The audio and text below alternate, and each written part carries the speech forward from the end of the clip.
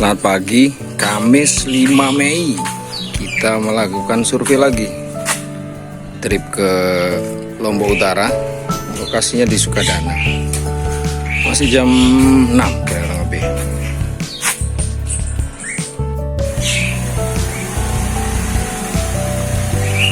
Oke, jadi kita hanya 3 personil hari ini.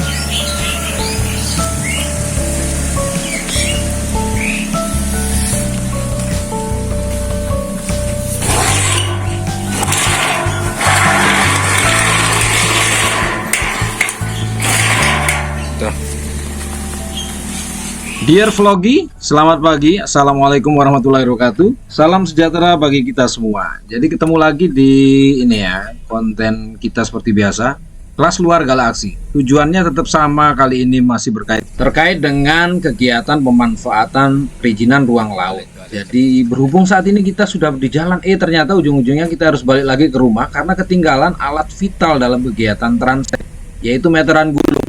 Mau nggak mau harus muter dulu.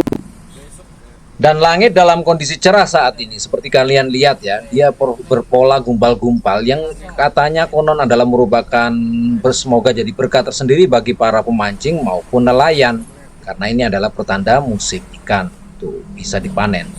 Begitu, semoga harapannya sama buat kalian semua yang ada di rumah, dipenuhi dengan berkat, kebahagiaan, dan kesejahteraan beserta keluarga dan kerabat terdekat. Oke, jangan kemana-mana, ikutin saja perjalanannya, semoga mendapat hikmah tersendiri dan visual-visual terkait dengan panorama alam Lombok dan kegiatan survei terkait dengan lingkup pesisir, dan semoga ada hikmahnya.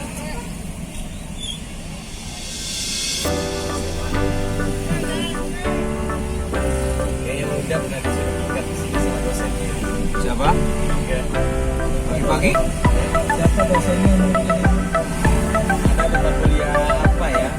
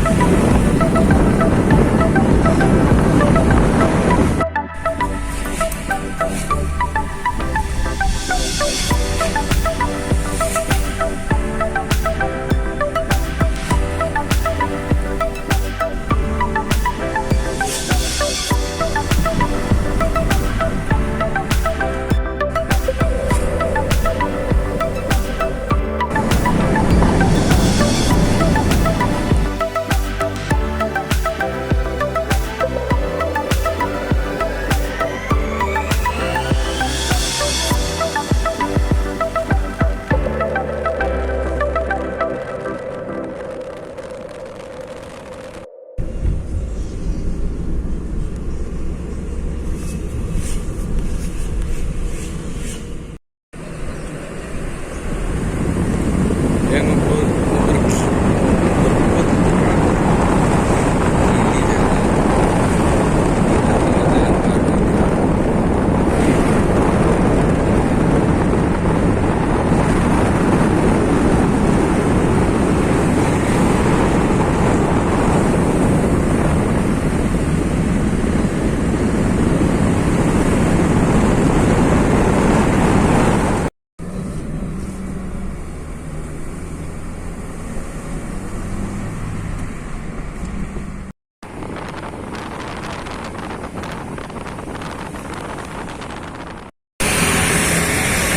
Nah, ini 17.25.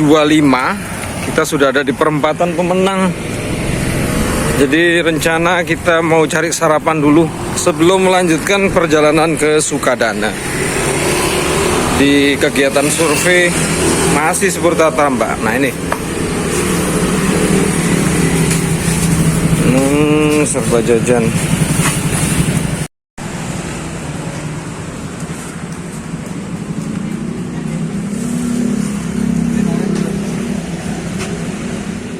Makan ala trotoar. Kemungkinan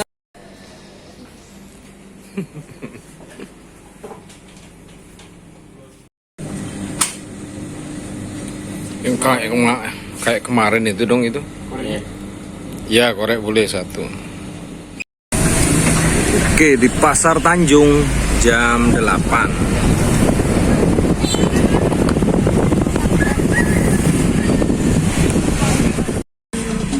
Ini ada pengalihan arus lalu lintas dari 2 jalur, jadi 1 jalur nih.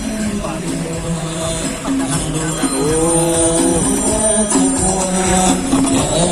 apa ini? Akbar.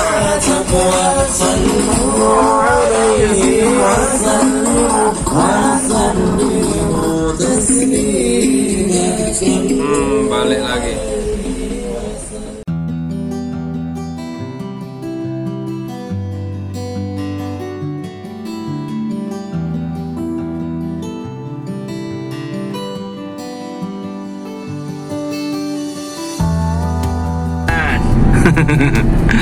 Atur. Nih 14 km menuju ke Desa Sukadana, bagian ujung tambak PBSB, panen berkat sejahtera bersama.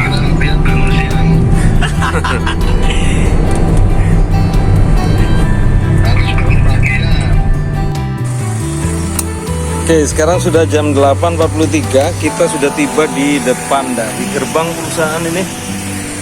PT PBSB yang ada di desa, masuk wilayahnya Sukadana, di paling batas ujung timur, bersebelahan dengan Muara yang mungkin terindikasi jangan-jangan memang outletnya lewat sana. Tapi ya nanti kita lihat di surveinya seperti apa.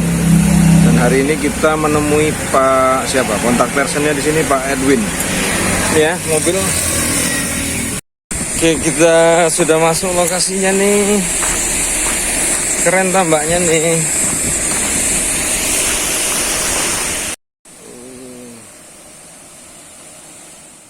Nih sebelum survei. Dan sebelum melakukan survei, kami melihat ada satu meja Diawali ini ya, dengan karambol. camping dulu. Jadi mumpung ditawarin ngopi, jadi kami sedikit ini memanfaatkan waktu luang dulu untuk main bersama. Ya minimal inilah refreshing sedikit sebelum turun ke air. Oke, informasi waktu ini 9.33. Kita akan beranjak untuk segera melakukan survei menyelam di lokasi pipa intake awalnya. Semoga sih tidak menyulitkan untuk kegiatan hari ini. Lanjut. Ya, hari ini kita akan didampingi satu staf dari perusahaan Mas Gondrong. Ini dia Mas Gondrong orang ini.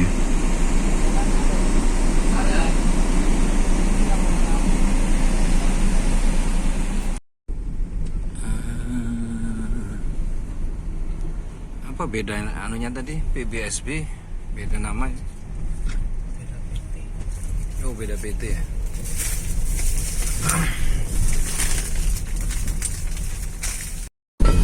Oke, untuk keterangan lokasi ini ya, luas-luas kolamnya disebut sekitar 2.700.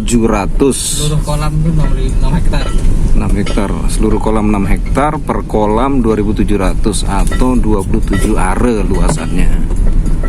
Nah, ini kita akan mampir di ujung pipain outlet. Ini persis di sebelah kanan adalah Muara. Muara anu udah kering itu. Mundur. Tempatnya tidak didesain ini.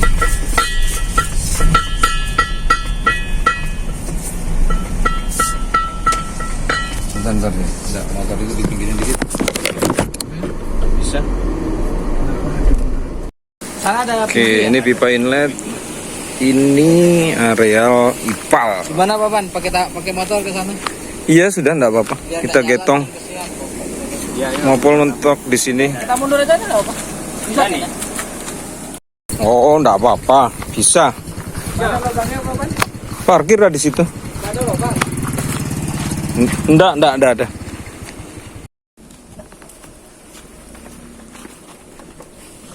Bisa. Lurus. Nih agak aksesnya sedikit tidak terdesain hingga di pinggir-pinggir sana ke ujung.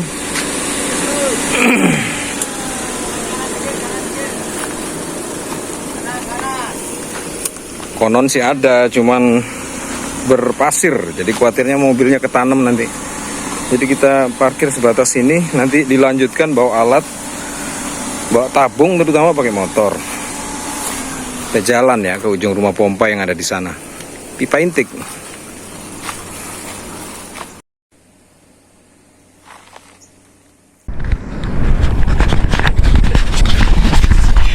Sudah.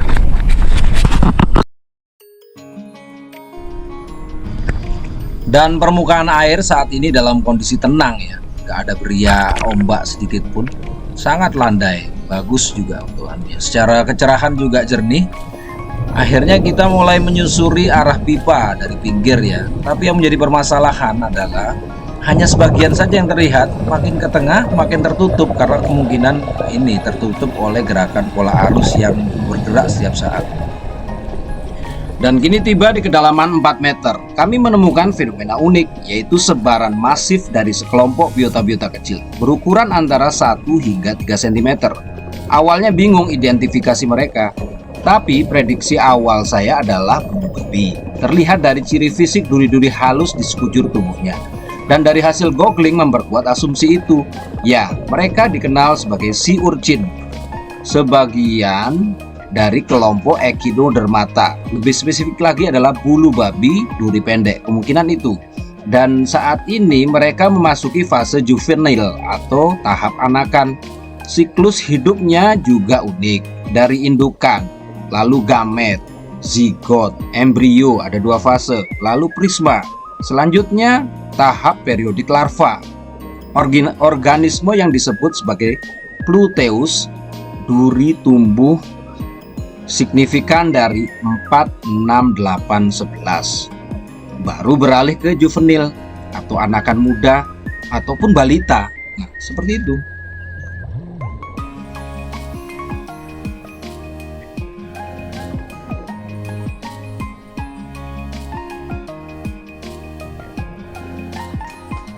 Dan akhirnya di kedalaman sekitar 8 meter, penampakan alur pipa mulai gamblang ya. Dan sedikit ini mudah diidentifikasi posisinya, jumlahnya seperti itu ya. Bisa dilihat ini ada 6 pipa yang mengarah makin ke dalam. Sementara untuk kedalaman slope atau kedalaman tubirnya ini sendiri sekitar berapa ya, kemiringannya antara 35 derajat, jadi belum cukup curam ya. Dan akhirnya ini bisa dilihat kami sudah mulai sampai di ujung 2 pipa pertama sebagai pipa penyedot intiknya. Ini yang ditandai sebagai ada ikatan tali gini ya, dengan mooring buoy di atas sana. Nah, bisa terlihat dia posisinya agak sedikit terangkat. Ada 2 pipa, sementara yang di lajur bawah itu ada 4 menjolor lebih ke dalam lagi. Nanti kita akan lihat lagi posisinya.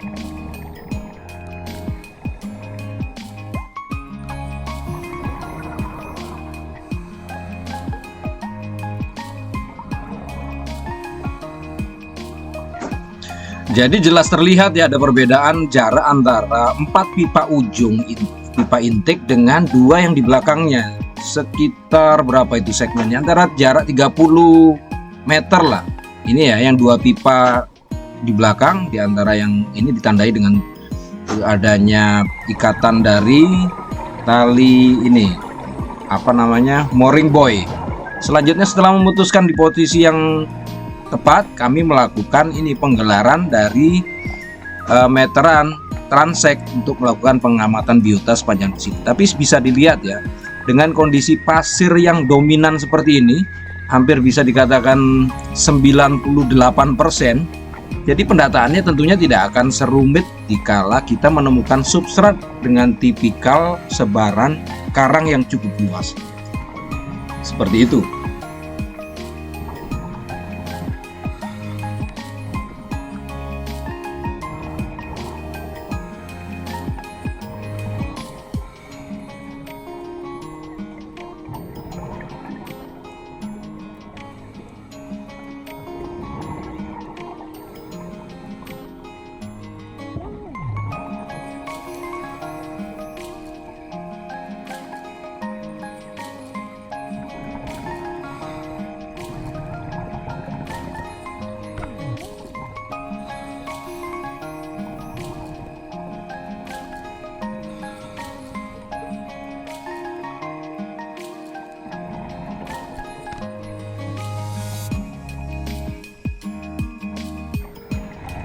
Dan akhirnya proses pengumpulan data transek sudah selesai ya dilakukan oleh si Alfian, dan dia lalu menggulung lagi menuju ke arah jarak yang titik awal gulungannya. Dan sebagaimana kegiatan pendataan, tentu saja nggak cukup dengan ini ya. Sembari kita kembali ke arah pantai secara perlahan, kita juga akan mendata lagi beberapa varian biota-biota yang tumbuh di sepanjang pipa. Karena sebagaimana diketahui, sebagai material yang padat dan cukup solid, lalu keras, tidak goyah, ini merupakan bagian seperti halnya apa itu yang disebut sebagai rumpon maupun terumbu karang atau habitat buatan ya, bisa ditumbuhi oleh berbagai jenis biota. Seperti halnya ini ada karang apa yang namanya kelompok bivalva, kerang-kerangan, lalu ada karang keras yang bentuk encrusting menjalar, lalu ada juga yang velius, lembaran, dan juga beberapa jenis spong, termasuk ada juga feather star gitu ya. Jadi bisa ditahu ini lokasinya ini bagaimanapun dia juga sebagai bagian dari struktur penimbun ya, pengumpul berbagai jenis ikan. Cuman mungkin saat ini keberadaannya belum cukup banyak karena memang masih terbilang cukup baru.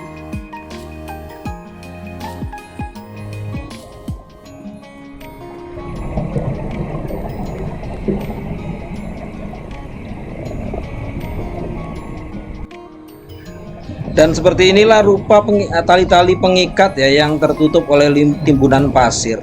Substrat yang berupa dominan pasir, lalu ada pecahan-pecahan karang sedikit, dan kebanyakan sih berupa campuran lumpur halus ya. Semakin bisa dilihat ke depan, yang ini artinya dia penumpukannya ini sejaran periode waktu, mungkin bisa nanti tergali oleh gerusan ombak di musim-musim tertentu. Kala misalnya dengan saat musim angin utara gitu, mungkin dia akan bisa terlihat lagi. Siklusnya sih tergantung ya, beda-beda. Dan secara perlahan kita kembali lagi ke posisi di mana terdapat sebaran banyaknya kelompok ini bulu babi duri pendek. Dan view yang terpapar saat ini begitu kontradiktif ya, di mana sesebaran yang cukup banyak dari bulu babi duri pendek ini begitu banyak tersebar di lokasi luas lahan seperti ini tanpa formasi sebaran pakan, karena mereka umumnya itu adalah pengkonsumsi dari ini jenis-jenis lamun ataupun berbagai aneka algae.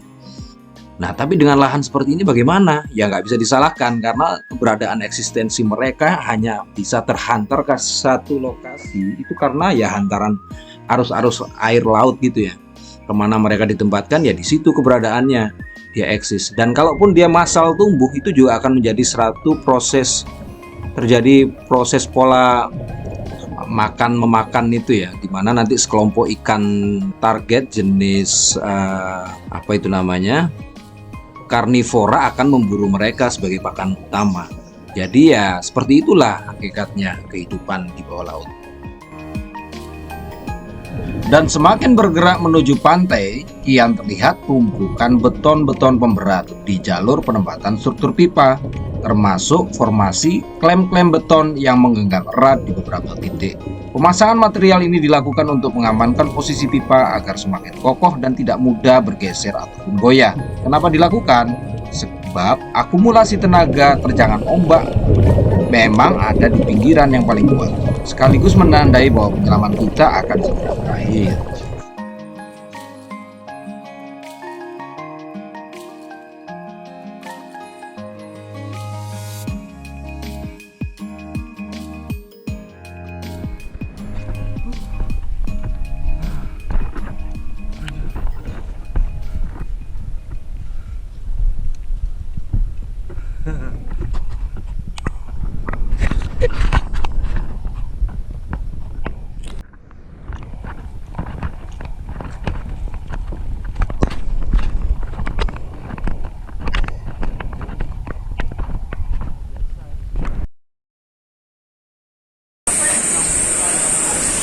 Oke, sudah balik nih. Jadi kita ini mau ngobrol-ngobrol lagi di kantornya. Ya. Sekarang sudah jam 11.24 dan ini Wakil Pimpro akan melakukan diskusi sebentar soal ini pengumpulan data-data terkait teknis dan lingkungan.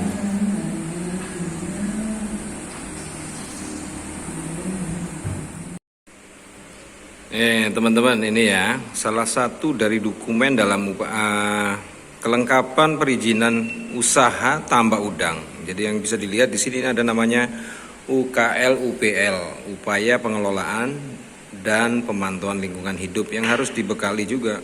Sudah bisa dilihat ini di sini ada rencana usaha kegiatan budidaya tambak udang, lokasi dusun Karanggedeng, Desa Sukadana, Kecamatan Bayan, Kabupaten Lombok Utara. Pemrakarsanya ini PT Sukadana Makmur. Nah ini namanya. Tapi dia satu grup juga dengan PBSB, hanya beda PT. Jalan Ramandaryo. Oh ini alamatnya Jawa Timur.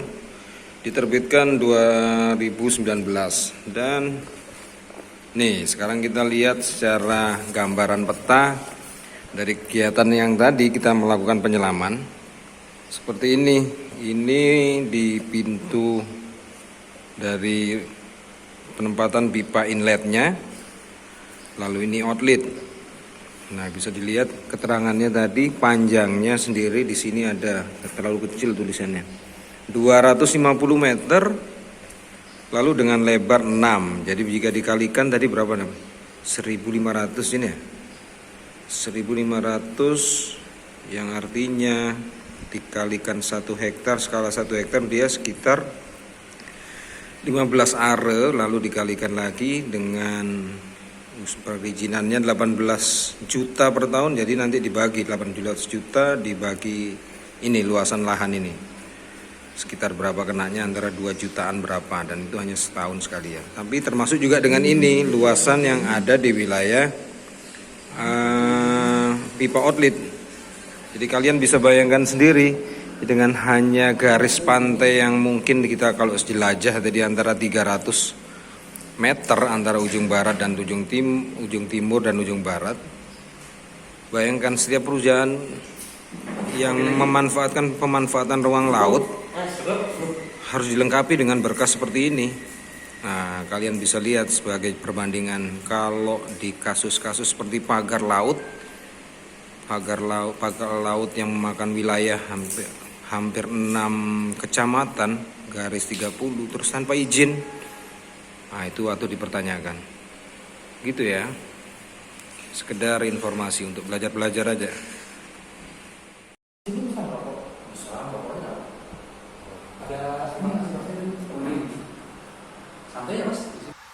Dan setelah semua tugas terselesaikan, akhirnya kita balik pulang menuju Mataram. Dalam perjalanan seperti ini ya, cuacanya cukup panas. Dan sebelum ke Mataram kita mampir dulu ke wilayah mana ini, Narmada, ke rekan tempat penyewaan tabung selam ini ya, alias namanya di sini Lombok Scuba. Setelah ongkang-ongkang juga, ini mereka dalam kegiatan rutin ya, antar tabung ke lokasi penyewa, sekaligus dapat kopian gratis. Selanjutnya baru kita pulang.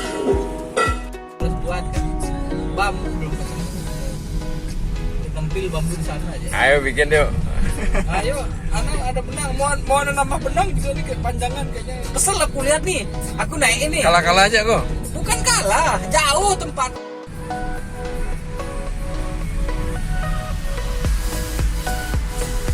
Itu di Cakra ada toko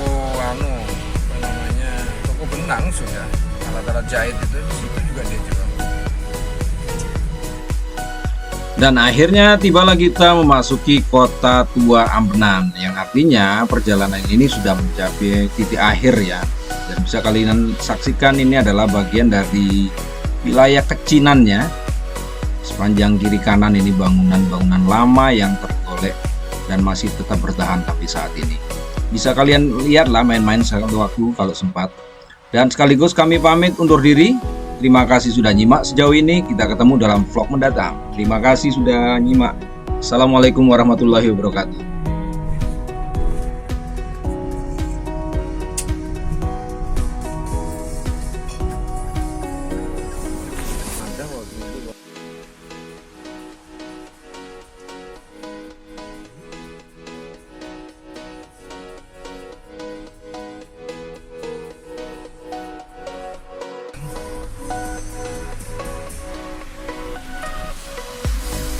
jam 4 kita di rumah. Oh iya betul dah, kalau helmnya total itu